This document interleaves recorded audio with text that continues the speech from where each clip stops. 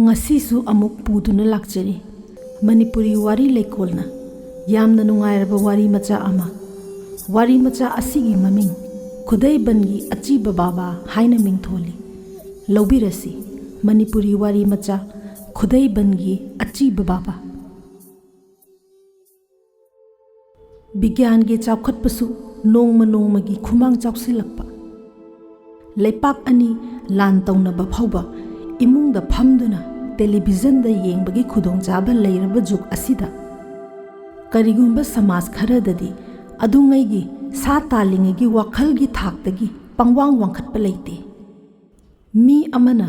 yumpham yaudaba paw ama hek santokpaga khanthaba leitana yane phajakraba lei ama leikolda sumangda tanau tanau satcharingaida kanagumba amana lei adu manam nambada naton chabi tawi natraga cancer na nai haiduna hek haijinbada mayam pungnamak leikoldagi sumangdagi lei singdubu phoidatlaga mai thadokpa ngami chumbra haina khanthabagi wafam leite kanagumba kharana masagi maming lotlaga chithi thazilai laigi maming sijinaduna adugumba chithi kunmuk chap manana iraga akhangba miyoi kunmukta थाद्रबदी अवा अना नंगनी हाइदुना अदुदगिदी खंथबा लेतना चिथि कुनमुक अमगा सकलोतुना चिकना लेजबा मियोय कुनमुक्ता थाजिंदुना अमुक कायहौबिरुई चिथि कुनमुक अमा थाखिनबा Nongma लायेंग बिनबा doctor लेत्रिंगैदा माइबसिंगी मतेंगना लायेंगनरमी ngasiदी अखनबा lambda खंग हाइरबा doctor कया लेरबनी अदुमक्तदा खोंग खुद तेकपदी doctor दगी माइबने हेले पुक्ता लेबा नुंगदी operation तौदना कायहनबा माइबना ngami हाइना थाजबा मीगी मसिंगसु पवाट वाटपा नत्ते असिगुंबा जुग असिदा खुदैबन हाइबा अचिकपा खुंगंग अमदा लेजबी चनुरा निंगोल कानहाई मेमा हाइबिदु चेनख्रे हाइदुना संसाना खुन पुंबा हेक ngangnare लाइरिक लाइसुदा पुकनिंग कया चंगजदबी फिजोल अनानब सेतुना निपा साबी कयागी लुना स्कूटर मनिंगदा मख्वांग कोंदुना सा थोकपा मखै चत्तुना लेजबी माइबी सेल हुंदुना तरेंग लेबीदा खुबाक मे येंगफमदा चत्तुना तुंगदा थोकलगदबा पुंसी थोकलगदबा निपागी मरमदा थिजिनजबतना मथौ ओइदुना लेरिबी कानहाई मेमनी मयुमबु पानख्रबदी फरे हाइदुना मयामसु खनै खरना हाइनै कदाइदगी सोनो चुबी अंगाउबी ओइना लेरंबनी थिंगाउ लेंगाउ मयुम अमा लेपचनी हाइना खलइबसे नुसीदा हाइनासु हाइनै लेकाइगी मथौ वातुना लेरबा नोंगानबगा होटेलदा पोटफमदा थोक्तुना अचोय अपा लेदुना चारगा वारेम ngang मतम हौखिनबा वाना ngairiba कांगबु सिंगदुदी वारी वातुना लेरंबदगी कान्हाई मेमा Nipah अमदा चेनख्रे ताबदा ngangnabagi khanabagi lepa leitre kanhai memagi imung manung mi yamna leijadabana yumthangnabada leiba ahal laman sing paw haidokpa lakpa singa mayok nabinaba mayam ama kauraduna ina kuppa yumjaw mangolduda beri thaktuna phamduna hana leramlaba ahal ahumdugi mathakta manga taruk amagasu phamtharari Kanhai मेमना चेली हाइरिबा Nipah अदुना कना ओइरमगदबा खरा नापुताबा मचिनजाक चाजबा अमा ओइरमलबदी फनिको हाइना सोनरी मचाना lyric तमु याददुना ngauchatnaduna leirambadagi tawrakliba matauda mamaduदी मपुकनिंगदा खल्ली Coke हेक होंदोक पिखरगा मागी दाई अमा सेंगतोक पिखिबना फरे कान्हाई मेमबु पोकपा मपादुदी अहन थंगदा पक्चदना पाखंग सादुना मौ हलकपी अमगी मनाक्ता लाइफम खुनौदा लेखिदुना युमदगा नुपी अंगांगी मनाक्ता हलक्तपसु फना कुइरे लेकाइगी अहल लमन सिंगदुना कौरुनबा हाइबदगी अंगांगदा पाव चेनखिबदुसु फना कुइरे अदुबु पाव चेनखिबा मीसु लाकननबा कौहनखिबा मपादुसु अमत्ता थुंगद्री लेकाइगी थौदो वाथोक्तदी अमत्ता चिथदबा मसामक्ति मादब खनबा फौबा पया परै अमत्तसु leiba haitaba kharasu yauri kanhai me magi mamadi luhongbagi pochang pathorak pahorami पोत चै पाथरकपदा मतमगी चटनबी काइनेटिक होंडा अमा हापगद्रा हापोइद्रा हाइदुना कन्ना येतनबा मतंग यौरकपा अवुन पोत लौतानबदा यानिंगदबा यारोंबा कनाना यानिंगदबा फोंदोकपा मतमदुदा कनानो खरा मपानदा कन्ना कौबा तारई मौनहा अनि खक्का निपा अमगा मपानदा सुमांगदा लेपलम्मी मखोय कान्हाय मेमा उनबा लाकली माले लैरिबा मियाम पुमनमक नुपी चेनखिबगी हाइदोकपा लाकपा ngainariङैदा मिनौ खरा चंगलकपदु कना ओइरिगबा हाइना लांतकनना येंगनरी मौनहा अमना हंगलई कान्हाय मेमबु लेबरा अहल अमना खुमै हो इबेमा ngarang चेनख्रे हाइदुना पाव हलकपा ngainaribasini नुपीदुना ओंथोकना सौसौ लाउना हाइरई नुपीनी हाइरगा तौंगंबी मरुपकी एजेंट ओइरगा अैगी फंगफम थोकपा पीददुना मरै मरा तौरगा मा कदाइदा लोटकदौरी थेंगनबा मफमदा खंगनीदना मसम लाक्तुना चबान थागे मीगी मयुमनी हाइबा फाउबा खित्ता खंथबा लैत्रे अतोपा अनीदुना खामदुई अहल लमनसिंगदुना थौगलोन वाटलबी नुपीदुबु की तुकच्चना येंगली ममादुदी मचाना लालुरबा मतंग ओइना तौदुना मिचैदु खांगदुना तौफम खंगदना लैरी ताइनफम खंगद्रबी मौना हादुना मखा चिक्तुना सोन सोनदुना थोकी हेरा खंगनीदना मा थुना खबरदा सेंदोक्त्रबदी नोंमै मरुना सुख होंगलबसिदबु अहल सिंगदुना खामी इबेमा तपथौ मीगी सेलबु सिंगदबा याब्रा मीगी लुरबा मतंग हाइबदुसु थोई अदुना तौरिबसिनी मरायना सिंजनी चंगांग अममम येलक्तुना अहल सिंगदु ngaihak thaktuna lei hojikta thokiba thodoktuda ahal kharadi chatkibana phare haina khanarabani adubu ama khangde laikai thau ningthau thau haibasidi laikai ama palibanina chenbasu yaba natte ayuk angan baduda launa khongnaba ama tarai mi su khara chenai miyam ama nupi haidokpa okpa ngairiba yumdugi maninglomda yum ama kanna launa khongnaba ama tarai yumdu aigya wakchinggi yumni aigya wakching aribam laikaida lai latuna mandir lingduna aja puja tawbada laikaigi pandit ama oirambani ikui kuidri khudai banda hongtharakpa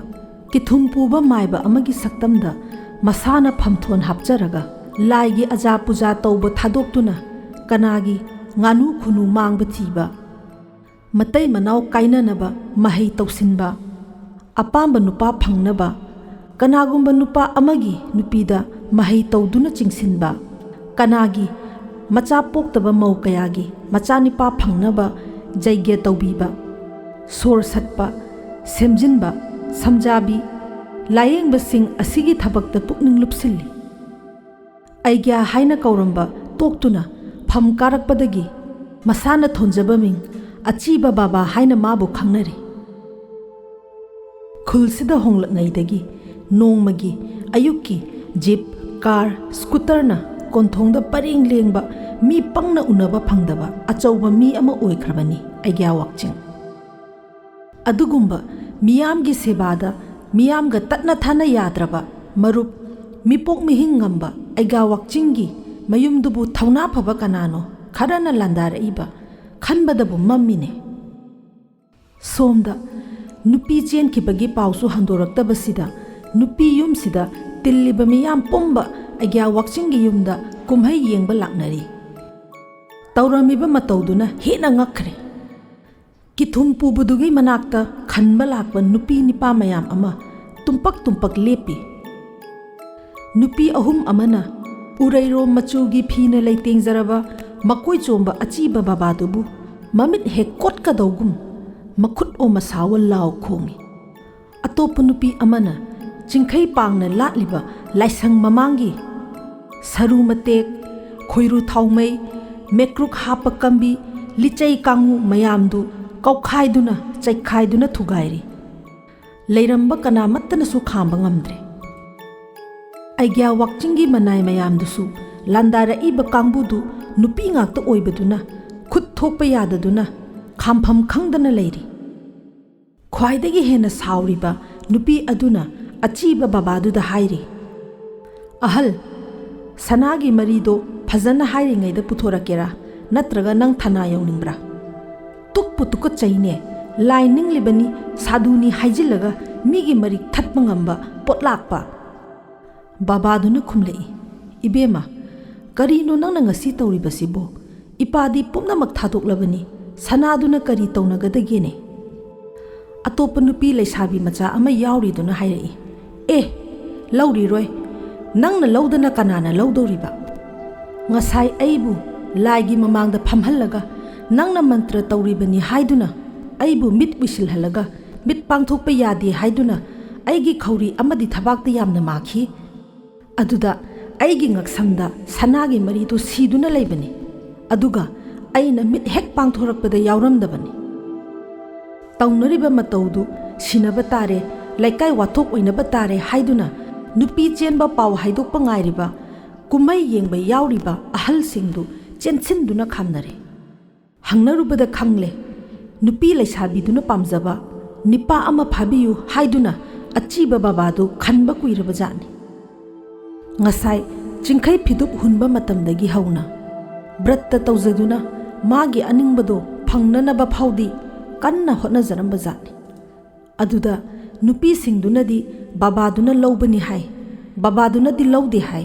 लोइबा खंबा नाइदबगी वानी नुपी सिंगदुगी मनुंगदगी चिनफेन फबी अमदी थना ताकलुनी हाइना कोंथोंलोमदा थोकपा हौखिबदु मयामना फानै आइग्या वाकचिंगदु खनबा Lakpa कयाना नुपी सिंगदुबु तौंगमल्ली प्रमाणसु चादना लाइओइरबा बाबादुबु पाउथोकपिरे हाइदुना पाम्बोम तिंगनी हाइदुना same सादुनाबु लैनखि तंजादुदा लेकाई अहल सिंगना लेकाई दुमक्तदी थना कौनदुना चैराब गारोत यौनबदी चुमदे हाइदुना खामफमदी खंगदा अमदा अमुक चंगदुना खामजरी आइग्यागी थौरानी ओइरंबदगी बाबागी फमथोन काखिबदगी वैष्णवी हाइना खंगनरबी आइग्या वाकचिंगी नुपीदुना थना चैराब गारोत की वाफम यौरपदुदा सन कयाना साब सनानो सिंगे फौबा यौनरगले तंजादुदा कोंथोंगदा police गाड़ी मपोट अमा लाक्तुना खामलमी अमदी बामोन वाकचिंगी yum थिरई मतौदुदा किथुमपुबा खनबा Lakpa मंगलारती हौदुना भन लेंगदुना लैरिबा मियाम अयाम्बा तौनरिबदु मखोइदा सोक्लकदबा मानदुना लैथोकनबा चटननबा नाकन नाकनदा थैतोकनखरे अतताई तारबा नुपी सिंगदुगा आइग्या वाकचिंगने मागी नुपीने लेकागी अहल सिंगने मखोइदी चेनबसु यादा तिंगक तिंगक येंगदुना खोंफम अमत्ता कायदना चंगलकलिबा पुलिस मयामदु येंगे आइग्या वाकचिंगना खल्ली नुपी सिंगदुना सरौ सिनदुना मागी ममाई खूननबा कौरकपा पुलिस सिंगनी नुपी सिंगदुना खल्ली बामोन वाकचिंगना मागी अरानबा कुपसिननबा कौरुबा पुलिसनी ममांग थाना चंगलकलिबा फम खरा चावबा पुलिस अदुना हंगलई बामोन वाकचिंग अचीबा बाबा हाइबदु कनानो पाउखुम अमत्ता पिरमदना अचीबा बाबादो लेक्थरई मागी नुपीना कोनखटले नुपीदुना पुलिस हाय सना मांगबगी ओइरबदी आई सनादुमक नत्रबसु मदुगी ममल सिंगजगनी पुलिस तुना हाइरई नखोइगी कनागी सनानो अखोइ मदुगी लाकबा नत्ते लेखमतोन हाइबी मसक काकपी खोंग्राव सेटपी निपा साबीदु आइग्यासिना पोपा नत्रा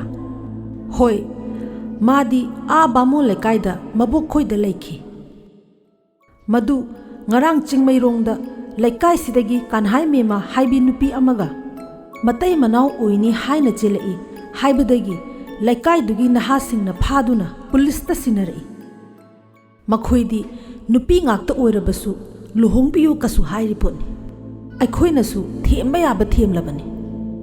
mama mapa singna police station da laktuna lokthokpa yagani wafam khara du hairam laga police singdu prap prap chatki वांथखिबा आइग्या वाकचिंगदुदी हंथरकपा लैत्रि मसागी ब्लड प्रेशर खरा हाना लै माले मादी पुलिस सिंगना हाइरंबदो करीमत्ता हेक ताहौद्रबनी ꯀꯔꯤꯒꯨꯝꯕ ꯃꯍꯥꯛꯀꯤ ꯅꯨꯄꯥ ꯁꯥꯕꯤ ꯃꯆꯥꯅꯨꯄꯤꯗꯨꯅ ꯌꯨꯝꯂꯣꯟꯅꯕ ꯀꯥꯟꯍꯥꯏ ꯃꯦꯝꯅ ꯆꯦꯜꯂꯦ ꯍꯥꯏꯕꯒꯤ ꯄꯥꯎꯁꯤ ꯇꯥꯔꯝꯂꯕꯗꯤ ꯂꯥꯟꯕꯗꯤ ꯁꯣꯏꯗ꯭ꯔꯕꯅꯤ꯫ ꯇꯨꯃꯤꯟꯅ ꯂꯦꯞꯇꯨꯅ ꯇꯥꯔꯝꯕ ꯑꯍꯜ ꯑꯃꯅ